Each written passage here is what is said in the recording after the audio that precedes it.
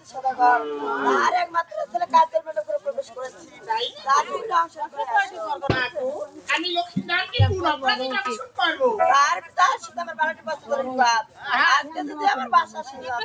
তোমাকে আমি সত্যি বসে এহ মাতা এই তো কত যাবো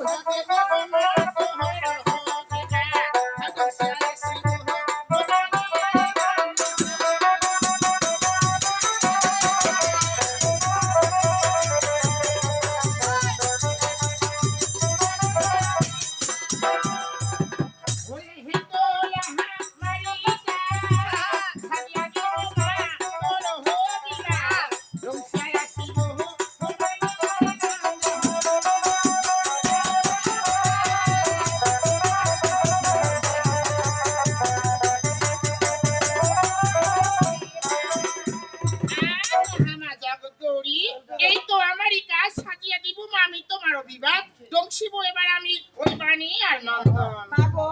দেহ মাতা পাদ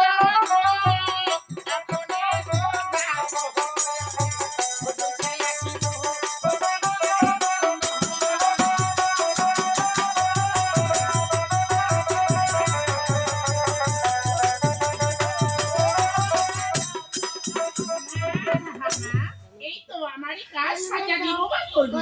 ওই দংশি আসবো বাণী আর নন্দন দেহ মাতা পাদ খুলি এখনই যাবো আমি দংশিব আমি বাণী আর ও মা